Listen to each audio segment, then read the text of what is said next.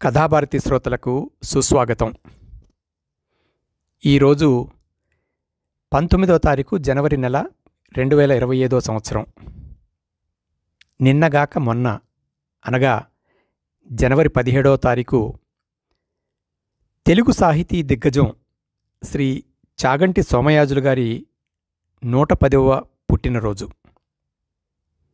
వీరి జననం జనవరి 17వ తారీఖు 1915.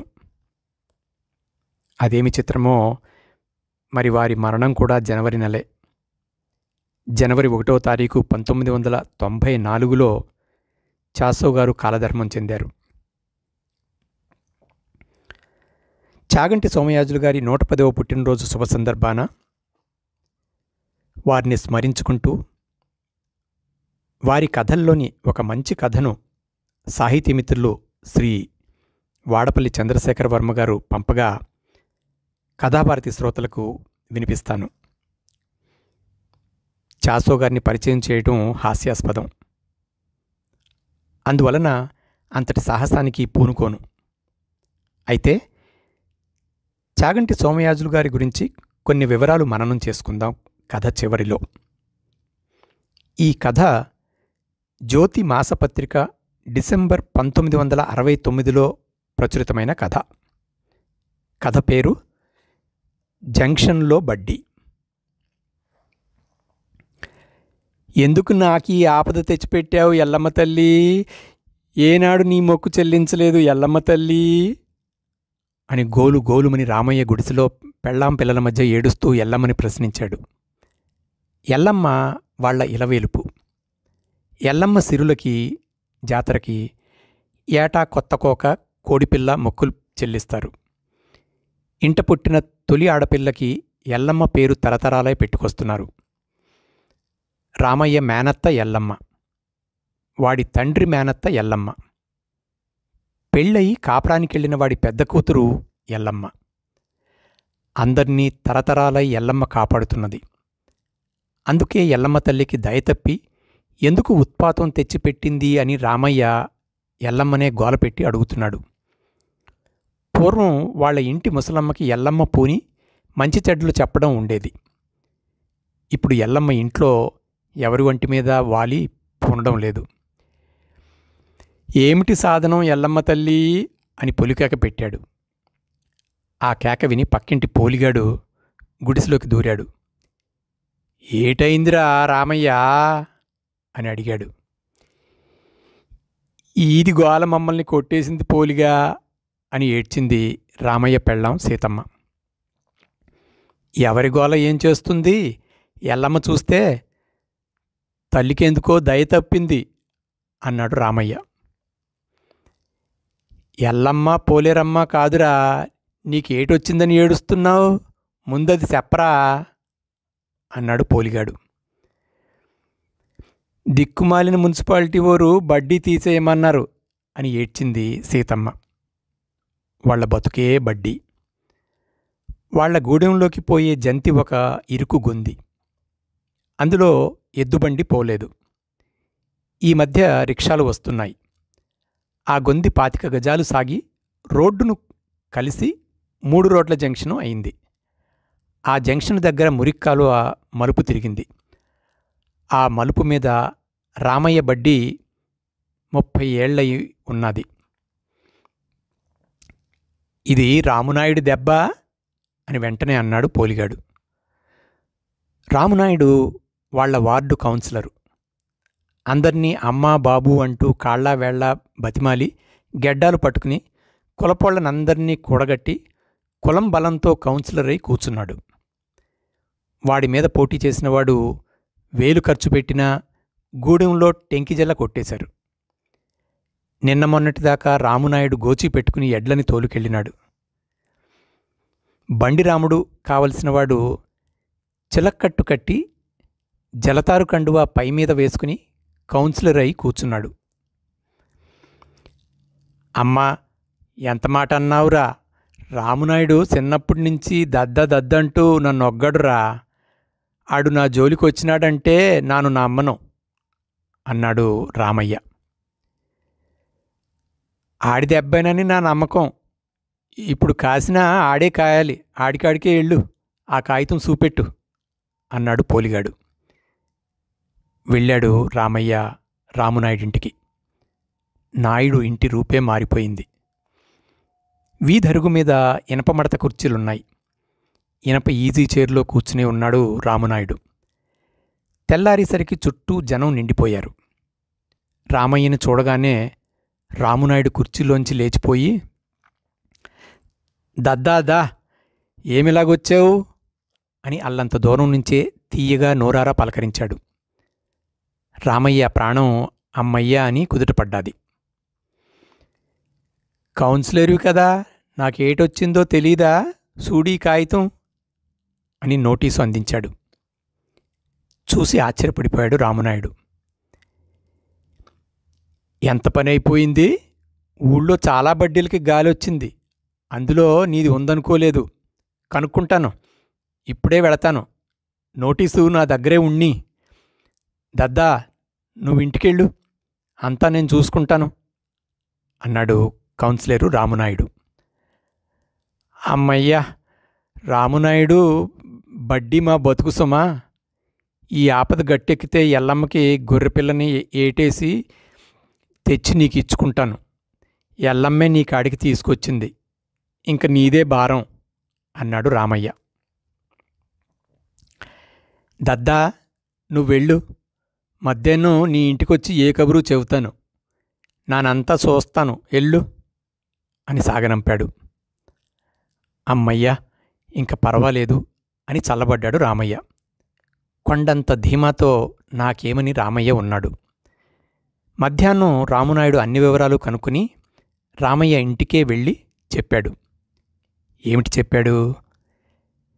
దద్దా పెద్ద చిక్కే వచ్చింది, నీ ఒక్కడికే రాలేదు, ఊళ్ళో 30-40 బడ్డీల వాళ్ళకు వచ్చింది, ట్రాఫిక్ పెరిగిపోయింది, జంక్షన్లలో బడ్డీలన్నీ పీకీమన్నారు, అసాధ్యంగా వచ్చింది, ఎలాగా అని తటపటాయిస్తున్నాను అని గుడిసెలోకి దూరి నిండు అభిమానంతో చెప్పాడు రామునాయుడు. పక్కనుంచే వింటున్న పోలిగాడు లోపలికి దూరాడు. అసాధ్యం వచ్చింది కనుకనే నువ్వు సాధ్యం చేయాలి అన్నాడు పోలిగాడు. చేస్తానురా, అదే తటపటాయిస్తున్నాను, కమిషనరు యాక్షన్ తీసేసుకున్నాడు, అక్కడే చిక్కుగా ఉంది, ఏదో అస్త్రం వేస్తానులే అన్నాడు రామునాయుడు. రామునాయుడు, నువ్వు ఆడుతున్న మాటలు నాకేటి తెలడం లేదు, చల్లటి మాట చెబుతావని పిల్లాది చూస్తున్నాము, పిల్లలు మాము ఇప్పుడు ఏ గంగలో పడ్డాం, బడ్డీ మా బతుకు, నువ్వు వెరగందుందా అని ఏడ్చింది సీతమ్మ. రామయ్య గోడకి జారపడి పక్కకి వాలిపోయాడు. నోటంట మాట రాలేదు. ఎంత మాట అన్నావు సీతమ్మ, బడ్డీ ఒగ్గేస్తామా, బతుకులో బుగ్గేస్తే ఊరుకుంటామా, అందుకే తటపటాయిస్తున్నాను అన్నాడు రామునాయుడు. చటామని రామయ్య లేచాడు. ఇదిగో నీ బడ్డీ ఇక్కడ బతుకు అని ఆర్డర్ తేకపోయినావా, నుయ్యో గొయ్యో చూసుకుంటాను అన్నాడు. ఎందుకురా అటువంటి మాటలో, ఈ కాగితం మీద సంతకం చెయ్యి. ఆయన కాగితం తీసి దానిమీద తాను రాయించింది తానే చదివాడు. రామునాయుడు చాలా బాగా రాయించాడు, చాలా బాగా చదివాడు. అంతవాడవుతాడని చిన్నప్పుడు ఒక్కరనుకోలేదు. గూడెం మొత్తానికి మొనగాడనిపించుకున్నాడు. మహారాజశ్రీ కమిషనర్ గారి దివ్య సన్నిధికి రామయ్య రాసుకున్న పిటిషన్ విన్నపాలు, బడ్డీ చరిత్ర అందులో పూర్తిగా ఉంది. రామయ్యకి 10 ఏళ్లు పట్టున లేనప్పుడు తండ్రి చచ్చిపోతే రామయ్య తల్లి పిల్లల్ని పెంచడానికి వేరే మార్గం లేక గొంది చివర జంక్షన్లో కాలవ మలుపు మీద అడ్డంగా 2 చెక్కలు వేసి తొలిసారిగా దుకాణం పెట్టింది. నీడకి పెద్ద తాటేకుల గొడుగు నిలబెట్టింది. దాని కింద కూచుని కొబ్బరుండలు, చక్కిలాలు, జంతికలు, బూరెలు, పుణుకులు జంగిళ్లలో పెట్టి అమ్మేది. బఠానీలు, కొమ్ము శనగలు, మురీలు బుట్టలతో పెట్టి గిద్దలతో సోలలతో అమ్మేది. ఉడకెట్టిన దుంపలు, కర్రపెండలో మొక్కలు, తేగలు, మొక్కజొన్న పొత్తులు అమ్మేది. వేరుశనక్కాయలు గుడ్డల మీద పోగులు పెట్టి అమ్మేది. ఆ దుకాణంతోటే రామయ్యని పెంచి పెద్దవాణ్ణి చేసింది. దాంతోటే ఆడకూతురికి పెళ్లి చేసింది. దానికి పురుళ్ళు పోసింది. రామయ్య తల్లి చచ్చి స్వర్గాన్ని ఉన్నాది. ఆ రోజులు వెళ్ళాయి. ఆ మనుషులు వెళ్ళిపోయారు. అప్పుడు వాళ్ల వార్డుకి భుజంగరావు గారు కౌన్సిలర్గా ఉండేవారు. ఆయన గుర్రపు బగ్గీ మీద వచ్చేవారు. వార్డు వాళ్ళు ఏ ఇబ్బంది చెప్పుకున్నా పట్టించుకునేవారు. రామమందిరం చుట్టూ ఉన్న మున్సిపల్ స్థలం ఆ ప్రభువే ఇప్పించాడు. ఇప్పుడు మందిరం చుట్టూ కొబ్బరి మొక్కలు, పువ్వుల మొక్కలు వేశారు. గూడెనికి గొప్ప రామమందిరమే. ఊర్లో ఇంకే రామమందిరానికి ఆ అందం లేదు. అంతేనా? రామమందిరం అంత విశాలంగా కట్టించిందెవరు? సింహాల తోరణం, ద్వారం కట్టించిందెవరు? మందిరం వెనక తాలింఖానా పెట్టించిందెవరు? హంసలు చెక్కిన సెమ్మే మందిరం మధ్యది ఇచ్చిందెవరు?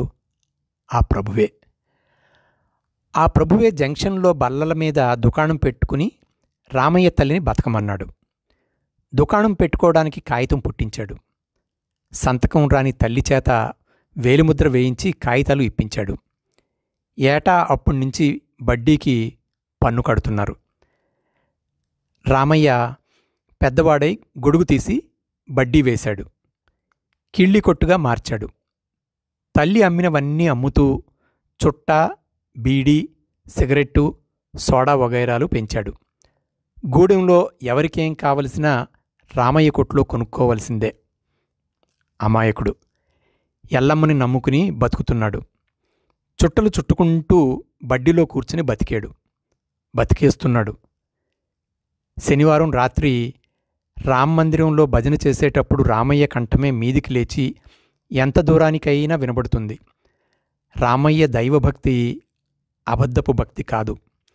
అమాయకంగా బడ్డీ మీద బతకడమే కాక బాగా డబ్బు చేశాడు.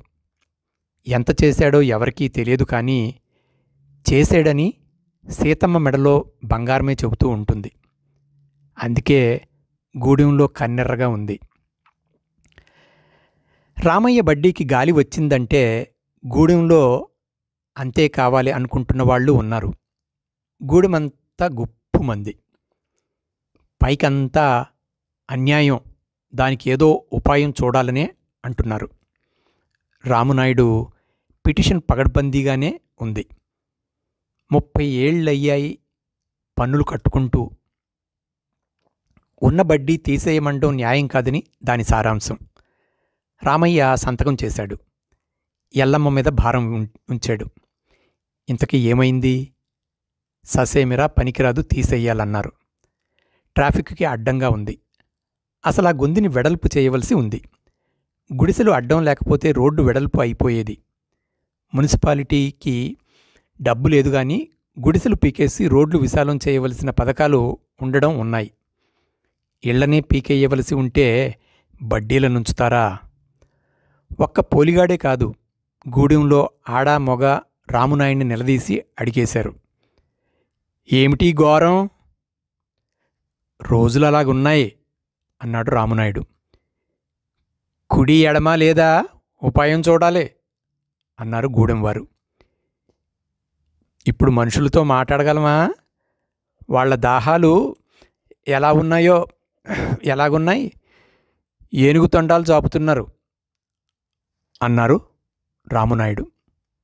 అక్కడికి వచ్చింది. ఎల్లమ్మకి గొర్రెపిల్లని బలివేస్తానన్నాడు రామయ్య. మనుషులు బలి కోరేవారు ఉన్నారు. ఎల్లమ్మకి బలి వెయ్యకపోయినా ఊరుకుంటుంది. మనుషులకి బలి వెయ్యకపోతే ముప్పు వచ్చి పడుతుంది. పారేసావు నాయనా, పారేసైనా బడ్డీ మాకు నిలబెట్టు అన్నది సీతమ్మ. అలాగ్గా చెయ్యి అన్నాడు పోలిగాడు. రామయ్య నోటంట మాట రాలేదు. ఆ మాట మీ నోటితోటంటే బాగుంటుంది, నా నోటితోటంటే నేనేదో తినేసినట్టుంటుంది అన్నాడు రామునాయుడు. దద్ద అంటావు, దద్దనేం చేస్తావో చెయ్యి, ఎవడికి ఇయ్యాలో ఇయ్యి అన్నాడు బాధతో రామయ్య. ముందు 200 జతపెట్టు అది చూసేద్దాం అన్నాడు నాయుడు. ఆ రాత్రే రామయ్య రామునాయుడు ఇంటికి వెళ్ళి 200 ఇచ్చాడు. మర్నాడు ఆఫీస్కెళ్ళి రామునాయుడు వచ్చాడు. పైసా ఎవడికి ఇయ్యలేదు అన్నాడు. పనయిందా అన్నాడు ఆదుర్దాగా రామయ్య. పనవుతుందంటే ఇయ్యను, ఎందుకు నీ డబ్బు పాడు చేయడం, ఇందా నీ డబ్బు అని తిరిగి ఇచ్చేశాడు డబ్బు. పని కాలేదు. జంక్షన్లో బడ్డీ ఉండటానికి ఎంతమాత్రం అవకాశం లేదు. ఎల్లమ్మ తల్లో ఎల్లమ్మ తల్లో అని నెత్తిమీద చేతులు పెట్టుకుని ఏడుస్తూ రామయ్య కుంగిపోయాడు. ఏడిస్తే ఏం లాభంరా, ఉపాయం చూడాలి. నాకొకటి తట్టింది, చెప్తా విను దద్దా. నేను దద్దని కాను, దద్దమ్మని. ఇంక నాకేం చేస్తావు నువ్వు? వినరా దద్దా, చెప్పు. జంక్షన్ దగ్గర ఇంక బ్రహ్మతరం కాదు, అక్కడ ట్రాఫిక్ రద్దీ ఎక్కువయింది. అయితే ఒక్కటి చెయ్యొచ్చు. ఏమిటంటావా? జాగ్రత్తగా విను. ఇప్పుడు నీ బడ్డీ ఉందా? దాన్ని ఒక్క 10 అడుగులు గొంతులోకి జరిపి కాలువ మీద పెట్టుకుంటావా చెప్పు. ఒక్క 10 అంటే 10 అడుగులు లోపలికి జరుపుకో. ఆర్డర్ వేయించిస్తాను. గూడెం మధ్యలో ఉంటుంది. నీ బేరం ఎక్కడికి పోదు. ఆలోచించి చెప్పు అన్నాడు రామునాయుడు. ఘనమైన ఆలోచన చెప్పినావు రామునాయుడు, చెయ్యి. గూడెం బేరం ఎక్కడికి పోదు అన్నాడు పోలిగాడు. ఓ చెయ్యి, అది చాలు అన్నది సీతమ్మ. బాగుంది, ఎల్లమ్మ దయతో అలా చేయించు, జరుపుకుంటాను, అది శానా అన్నాడు రామయ్య. చెప్పాను కానీ దానికి దూతలున్నారు, ఖర్చు అవుతుంది అని నసిగి చెప్పాడు రామునాయుడు. ఈయనే ఇచ్చాను 200, అప్పు తేనే తెచ్చాను, 200 పట్టుకెళ్ళు అన్నాడు రామయ్య. రామునాయుడు డబ్బు మళ్ళీ పట్టుకెళ్ళాడు. మరో పిటిషన్ రాయించాడు. కాస్త 10 అడుగులు గొంతులోపుకి బడ్డీని జరిపి పెట్టుకొనివ్వమని అర్జీ విన్నపములు. ఈ మాటు పట్టుకెళ్ళిన 200 ఇంటికి తిరిగి రాలేదు. ఆర్డరు 3వ రోజుకి పడిపోవాల్సిందే. అంతా అయిపోయింది. మరి ఏ కారణం చేతో కమిషనర్ సంతకం అయ్యి కాగితం బయటికి రాలేదు. రామునాయుడు దిగాలు పడిపోయాడు. డబ్బు పోయి శని పట్టుకుంది. కమిషనరు ఎందుకు సంతకం చెయ్యలేదు అడిగాడు పోలిగాడు. కొద్ది రోజుల్లో ఆయన బదిలీ అయ్యి వెళ్ళిపోతున్నాడు, రాబట్టుకోవాలని ఆశ ఉండదా అన్నాడు రామునాయుడు. చచ్చిపోనాం అన్నది సీతమ్మ. చేస్తానన్నాడు, కాగితం దగ్గరకు వచ్చేసరికి నిలబెట్టేశాడు అన్నాడు రామునాయుడు. ఏ పాటి ఇస్తే సరిపోతుంది అని ప్రశ్నించాడు పోలిగాడు. అమ్మో, కమిషనర్ గారికి మనం ఇచ్చుకోగలమా అన్నాడు నాయుడు. మరి 200 ఎవరికి ముట్టినాయి ప్రశ్నించాడు పోలిగాడు. క్రింది దూతలకి రా. పెద్ద దూతకెంత? 500కి తక్కువైతే ముట్టడు. అమ్మో, మనం ఇచ్చుకోలేము అన్నాడు నాయుడు. ఆడి కొంపక అగ్గి పెట్టేయమను అన్నాడు పోలిగాడు. అమ్మో, ఎక్కడతేమో అని ఏడ్చింది సీతమ్మ. ఇదంతా ఎందుకిలాగొచ్చింది అని నెత్తి మొత్తుకున్నాడు 2 చేతులతో రామయ్య. దద్దా, ఇప్పుడు లోకం అలాగుంది అన్నాడు నాయుడు. అయితే నన్నేటి చేయమన్నావో అడిగాడు రామయ్య. ఈ కమిషనరు ఎలాగూ పోతున్నాడు, మరొకడు వస్తాడు, అంతవరకు ఉందాం అన్నాడు నాయుడు. క్రింది దూతలకి ఇచ్చిన 200 మాట ప్రశ్నించాడు పోలిగాడు. తిరిగి నా కొడుకులు ఇస్తారా, అందుకే తటపటాయిస్తున్నాను అని గంగపాలు కాకుండా ఆర్డర్ ఏం చేసుకోవాలి, రాయాలి. మామెక్కడి నుండి తేమో 500 అని మూలిగింది సీతమ్మ. రేపు మళ్ళా కమిషనర్ గారితో చెప్పి చూస్తాను. 30 ఏళ్ల బట్టి ఉన్నాడు, బడ్డీ పీకేస్తే వాళ్ళ పీక కోసుకుపోతుంది అని చెబుతాను మళ్ళీ అన్నాడు నాయుడు. వినకపోతే ప్రశ్నించాడు పోలిగాడు. కొత్త కమిషనర్ వచ్చేదాకా ఉందాం అన్నాడు నాయుడు. కోళ్ళు తినేవాడు పోయి గొర్రెలు తినేవాడు వస్తే ప్రశ్నించాడు పోలిగాడు. మన అదృష్టం ఎలాగుందో మరోసారి కమిషనర్ గారితో చెప్పి చూస్తాను, తర్వాత ఆలోచిద్దాం అని రామునాయుడు వెళ్ళిపోయాడు. చెప్పేశాడు పోలిగాడు. ఇదంతా రామునాయుడు నాటకమే. ఓ పచ్చి మోసం. పచ్చగా ఉన్నాడని పట్టుకున్నాడు. చిలుం వదలగొట్టదలుచుకున్నాడు. రామయ్య, ఇక లాభం లేదు. ఎక్కడ ఏడుస్తావో ఏడు. 500 ఆడి మొఖాన్ని పారి ఆ బడ్డీ నిలుపుకో అని సలహా ఇచ్చాడు పోలిగాడు. ఇదంతా రామునాయుడు మోసమంటావా అని అడిగాడు రామయ్య. తప్పకుండా. తొలి డబ్బు తీసుకెళ్ళి తిరిగి ఇచ్చేసాడు. మనకు నమ్మకం పుట్టొద్దా? 500 తినేసి పని చెయ్యకపోతే అది నిక్కచ్చిగా అడిగి నలుగురిలో ఇద్దాం అన్నాడు. రామయ్య 500 రామునాయుడికి షరతు మీద ఇచ్చాడు. జంక్షన్లో బడ్డీ 10 అడుగుల లోపుకి పెట్టుకోవడానికి ఆర్డర్ కాగితం కమిషనర్ గారి దస్తఖత్తుతో వారు బదిలీ మీద వెళ్ళిపోకుండానే వచ్చేసింది. ఆ తరువాతే కమిషనర్ గారు వెళ్ళిపోయారు. రామయ్య ఇచ్చిన 700 రూపాయలు ఇంట్లో నగదు రూపంగా ఉన్న డబ్బే. అయితే 10 మందికి తెలియకుండా మెళ్ళో నాను పట్టెడ సీతమ్మ తీసేసి పెట్టెలో పడేసింది. బంగారంలాగా కనపడుతూ 700 ఇచ్చారంటే గూడెం గొల్లుమంటుంది. రామయ్య జంతిలోకి బడ్డీ జరుపుకున్నాడు. దానికి 25 రూపాయలయింది. ఎల్లమ్మకి మొక్కుకున్నందుకు నమ్ముకున్నందుకు గుడ్డిలో మెల్ల 700కి గాలి వచ్చిన గూడెంలో బడ్డీ గూడెంలోనే ఉంది. రామయ్య ఎల్లమ్మకి వేట వేసి రామునాయుడికి ఇచ్చేశాడు. మళ్ళా బుర్ర ఉంచుకుని కూని రాగాలు తీస్తూ బడ్డీ స్థలంలో మార్పు వచ్చినా అదే బడ్డీ మీద కూర్చుని చుట్టలు చుట్టుకుంటూ అమ్ముకుంటున్నాడు. ఒక్క ఖాతా పోలేదు. బేరం పెసరు తగ్గలేదు. పోలిగాడికి మాత్రం రామునాయుడి మీద కసిపోలేదు. చాలా ఆరాలు తీశాడు. ఇదంతా ఈడి నాటకమేరా. 700లో 10 గుమస్తాలకి ఇచ్చాడో లేదో, ఈడే కాజేశాడు. వెళ్ళిపోయిన కమిషనర్ గారు దేముడురా. కానీ లంచం పుచ్చుకోలేదని ఊరంతా కోడై కూస్తున్నది.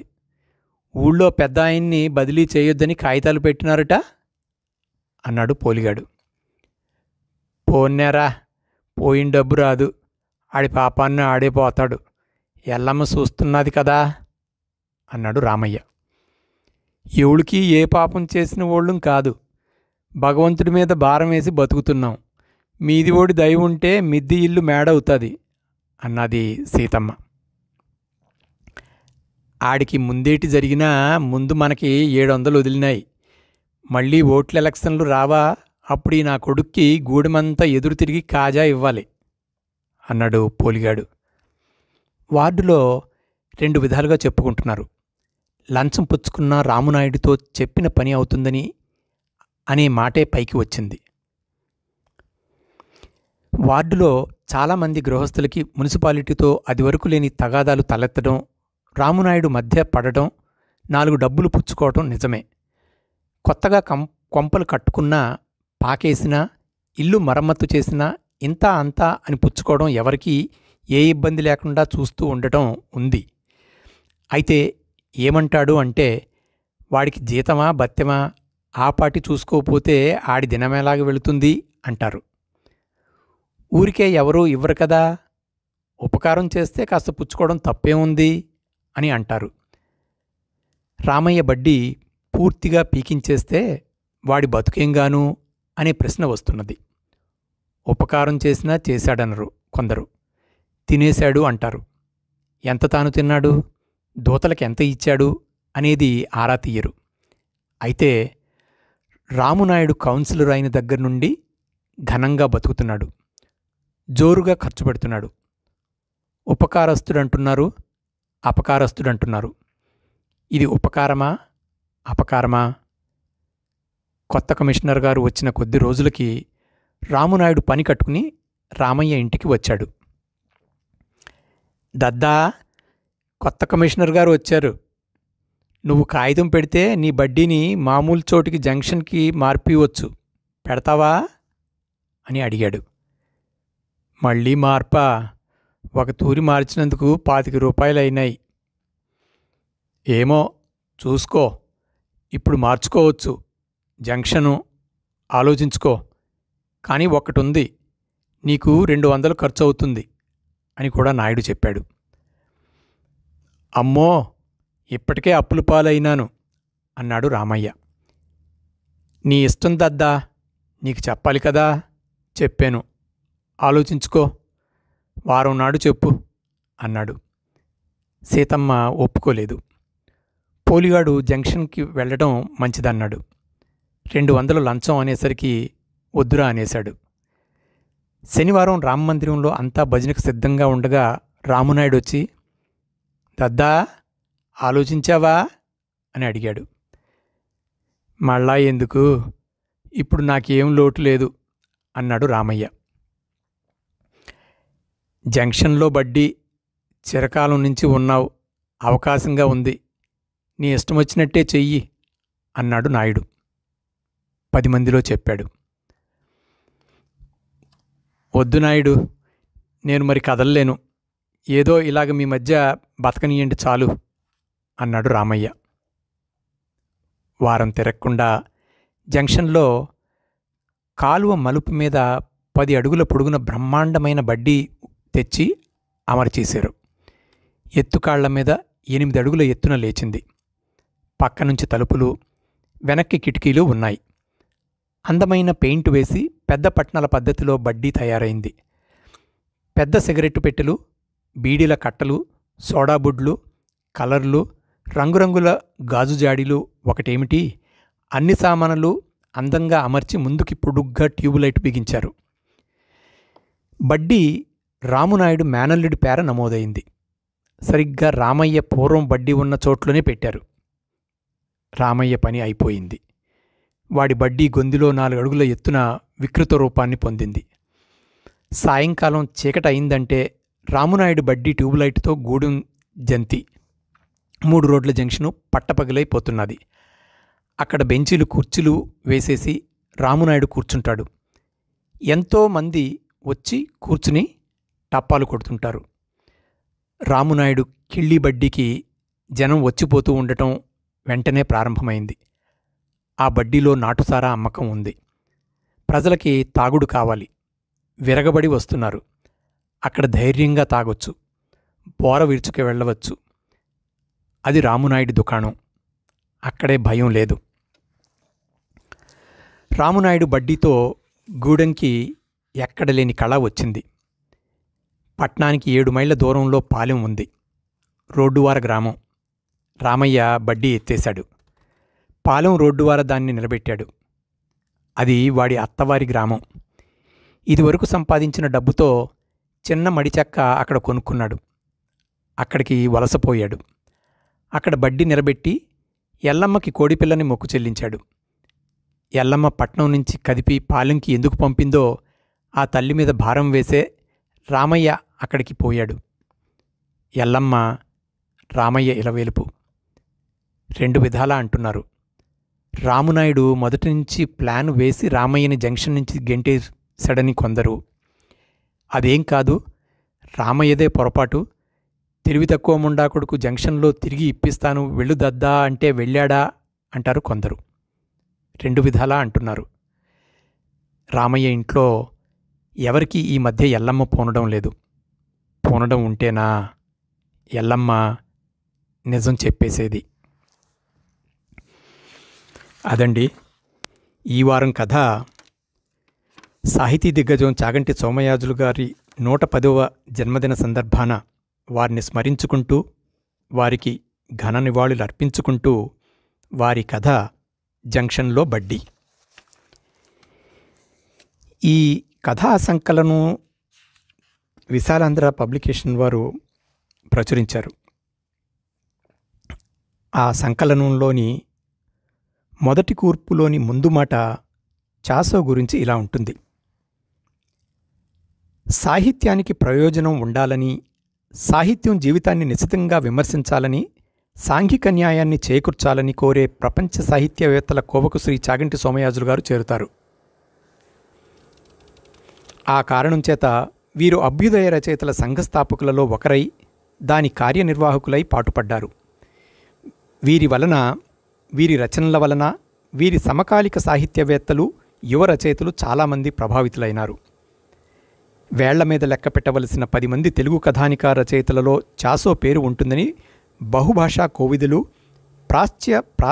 పాశ్చాత్య సాహిత్య పారంగతులు అయిన శ్రీ రోణంకి అప్పలస్వామి గారు అభిప్రాయపడ్డారు. తెనుగు మరిచిపోయినప్పుడే చాగంటి సోమయాజులును మరిచిపోవడమని ఆరుద్రగారు రాసినట్టు నవతలో ఈ మధ్య ప్రచురించబడ్డాది. చాసో కథలను అనుసరించి రాసినవారు ఉన్నారు. తస్కరించి భాష మార్పు చేసి ప్రచురించుకున్నవారున్నారు. కానీ చాసో కథలకు చాసో కథలే సాటి. చాసో కథలు చాసో రాయవలసినదే. అవి అనితర సాధ్యాలు. ఎంపు, పరబ్రహ్మం, కుక్కుటేశ్వరము, దుమ్ములగుండె మొదలైన ఈ కథలలో వైవిధ్యం చకితపరుస్తుంది.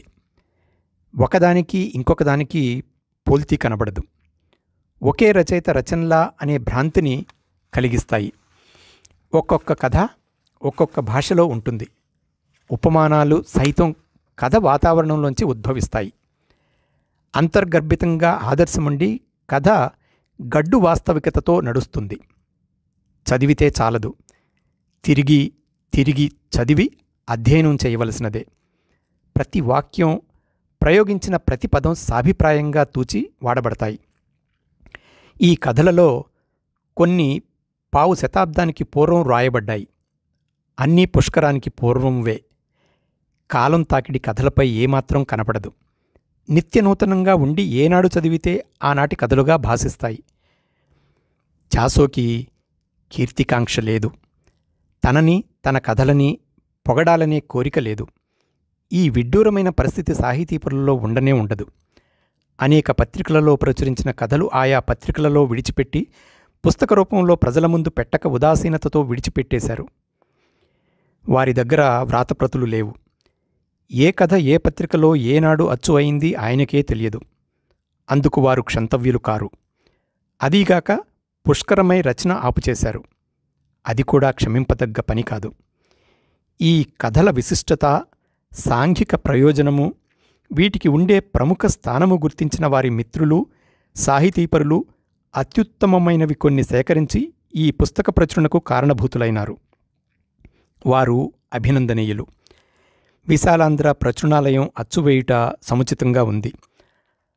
అష్టోత్తర శతకథానిక రచయితలలో చాసో సమానులు 3 దుర్లభం. సుశర్మ, ఆగస్టు 1968. ఇవండి ఆ పుస్తకంలోని మొదటి కూర్పు ముందు మాట చాసో గురించి. ఈ కథతో మరొకసారి చాసో గారిని స్మరించుకుంటూ వారి సాహితీ సేవను మనం తలుచుకుంటూ నివాళులర్పిస్తూ కథాభారతి ఇంతటితో సెలవు తీసుకుంటుంది.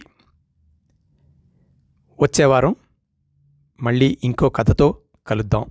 అంతవరకు సెలవు. సర్వే జనా సుఖినో భవంతు.